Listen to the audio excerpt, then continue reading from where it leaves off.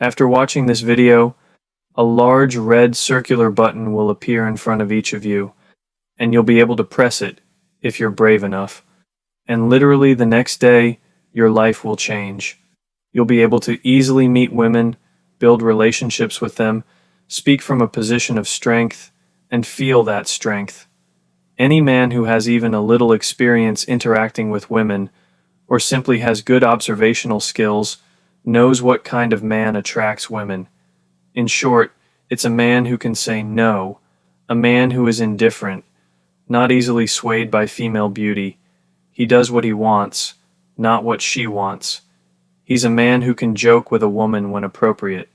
He creates emotional conditions, both on the first date and the 101st meeting, that leave the woman feeling like she's not in control of the situation. She always has the feeling that he's unattainable. She couldn't consume him. She couldn't conquer him. She couldn't break him. And what does she feel as a result? That he's uncontrollable, and she wants to be with him. We all know this perfectly well. There's a contrasting opposite image. Let's call him the gallant gentleman. This is a man who always says yes. He's easily impressed by looks and status. He does what the woman actually wants, thinking that this is a way to win her over and evoke feelings. He's always afraid of taking drastic actions. He's available without realizing it, and he's like a tame puppy, and it doesn't matter if he looks like a bull terrier. That's irrelevant. He's a tame puppy. The main problem for men who are ineffective is an irrational desire to please a woman. It turns out he has a programmed script. He repeats it over and over. It doesn't work. He goes online, reads a couple of books, thinks, okay, I just acted incorrectly, I just needed to do it differently. And he tries to implant a new program into his mind, but the motive remains the same.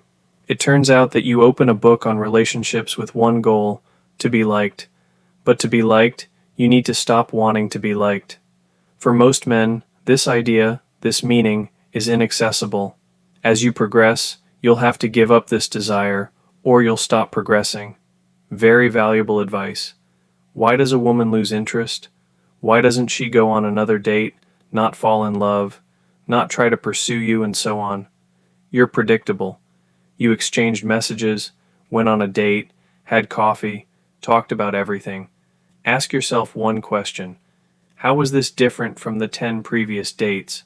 It wasn't different at all. So why would she suddenly develop some super interest in you? She won't. And the question arises, what then needs to be done? You must master the routine. We're talking about a certain degree of unpredictability when you're able to evoke emotions. The key to interacting with a woman is to evoke emotion, any emotions, diverse emotions.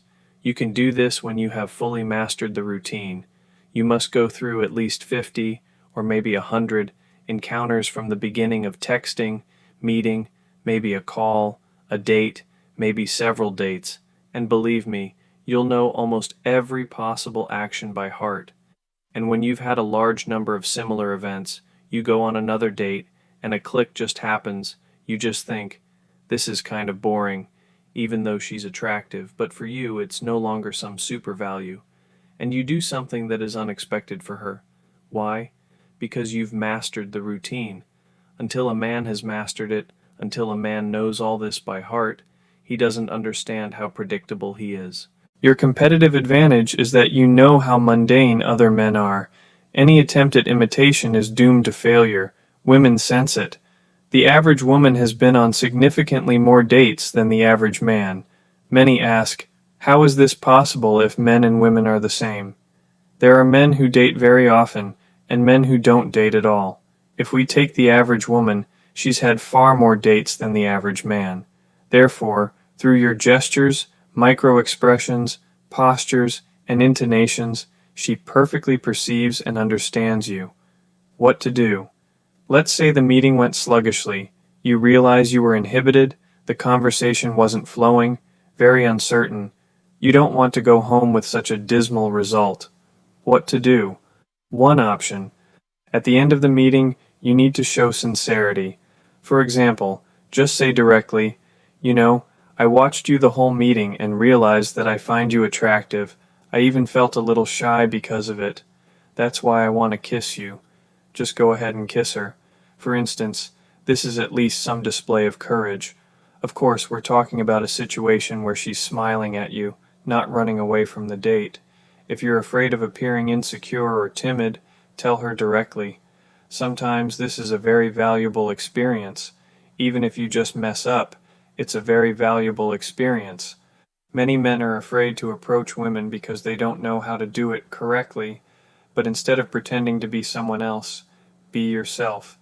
If you approach a girl and honestly say, I want to get to know you, but I don't know how to do it. Can you tell me what you'd like in this situation? You'll feel much freer.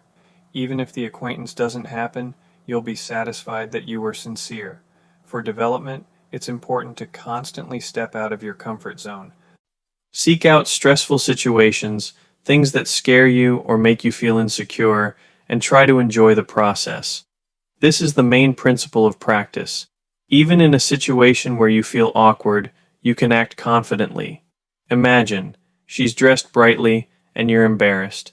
You could say, do you always dress so provocatively? You know, if I wasn't so modest, I'd take you home tonight. But you're lucky, I'm a gentleman. If she laughs, you can add, but you can take me. What do you think? If she starts making excuses, ask, what's the goal of a first date? To get to know each other, right? And what can tell you more about a person than their home? There's a personal atmosphere and many details that encourage openness. If she's still hesitant, you can lead her to the thought, I think someone should take someone home today after all. The only question left is who takes whom. Are we really just going to have coffee?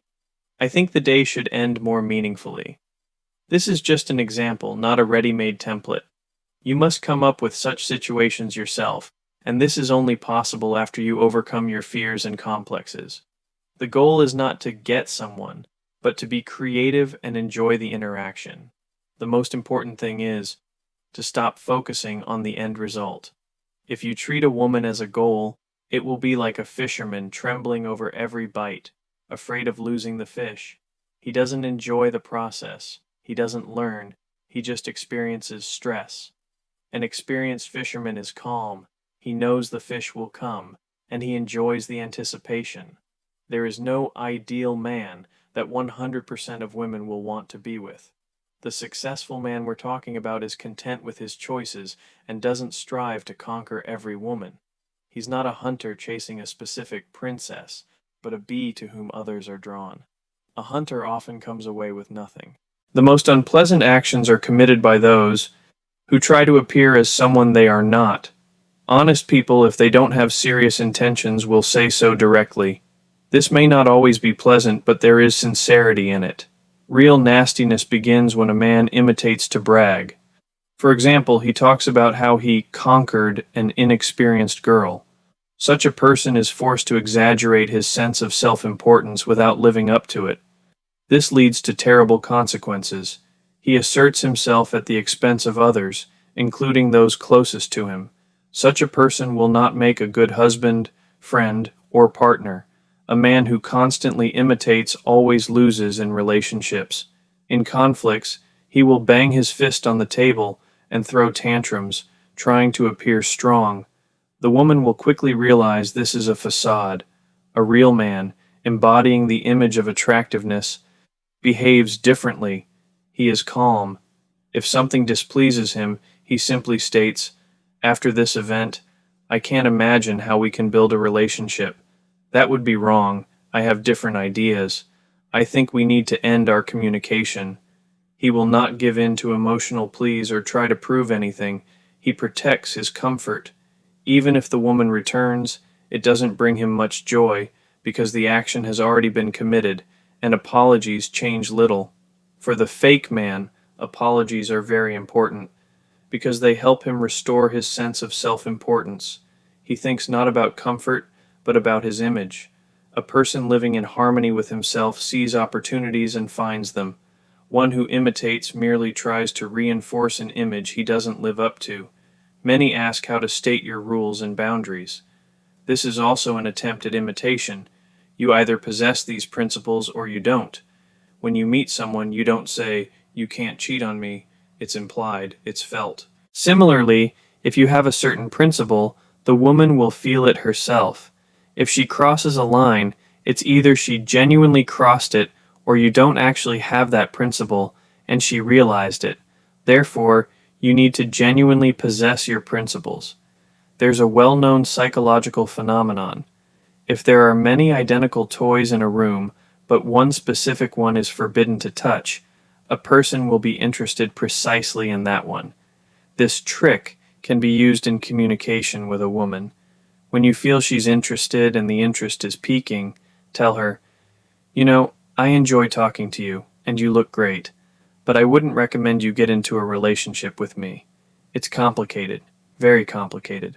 I have certain conditions under which I might consider a relationship to be unviable. It would be easier for you to find someone else who will accept anything. I'm a different person." This breaks the mold and is atypical behavior for a man. It's not an attempt to dominate, but a benevolent yet confident assertion of your uniqueness.